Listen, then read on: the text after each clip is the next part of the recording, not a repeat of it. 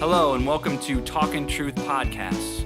My name is Pastor Mike Kager, and in these podcasts, we're going to be taking a few verses, maybe one or two from the Bible, and just really getting as much juice out of them as we can, and looking how we can apply them to our lives.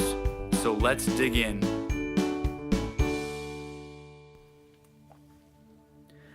First Corinthians 13:7, love hopes all things. And this is a great one. Kind of tying to the last one we talked about last week was that, love hopes that things are going to work out in our marriage, in our relationship, in our friendships, that once we've forgiven that, and we've got some action steps for how we're going to rebuild trust in our relationship, in our friendship, love hopes that's going to happen because we can hope in God. Man, we have such a great hope because of Christ, that He is the resurrection and the life. That this world isn't it, that no matter how things play out, whether things turn out the way we expect them or the way we hope they do in our own eyes, we know that God is there. We know that if a friendship or relationship isn't rebuilt, and we've done everything we can to be at peace, that it's going to be okay. It brings with it this hope, joy, and confidence as we look forward, that even in this world, if it may not get easier, and it won't, that we are not living for this world. That even if a relationship doesn't pan out and the foundation has been destroyed and it doesn't get rebuilt, we know it's all right.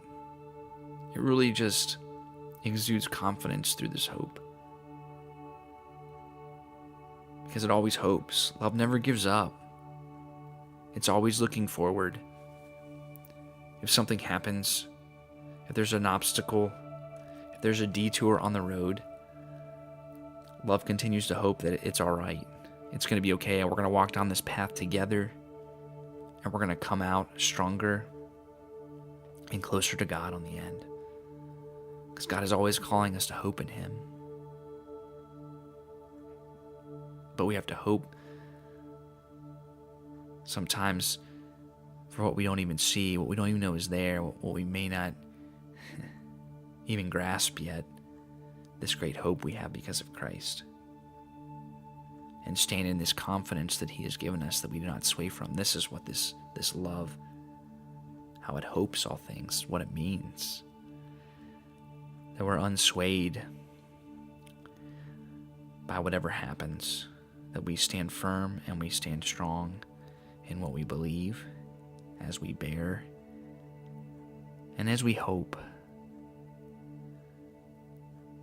Because we are living for a city, not an earthly one, but an eternal one, which will last forever. So part of this love is, we keep our eyes on this world, but we're always looking ahead to the horizon of what is coming. And what I mean by that is Christ is coming and what He will do when He returns to make all things new. So there's a kind of a dual vision here. We're looking on two different levels as we hope. We're hoping things work out in situations in our lives today and tomorrow and next week. But we realize even if they don't, we have a greater hope to know one day it will all be made new. We'll get a chance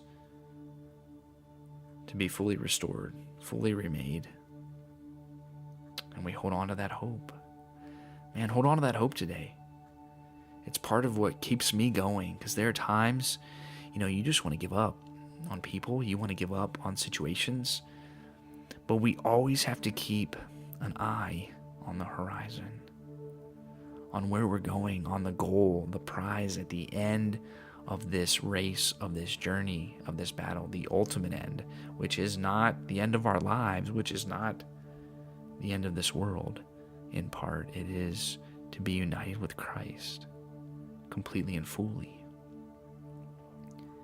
We cannot let our gaze sink below that, ever. We always must keep that right in front of us so that we can always hope. because that's what love does. It hopes all things. Have you lost hope in your life? Man, Christ is the center of my hope and our hope as followers of Christ. Don't ever let your gaze fall below him, because that's when we hit rock bottom. That's when we're ready to give up. We've tried and tried and tried to rebuild things in our life, and we can't do it anymore. We need to lift our gaze up.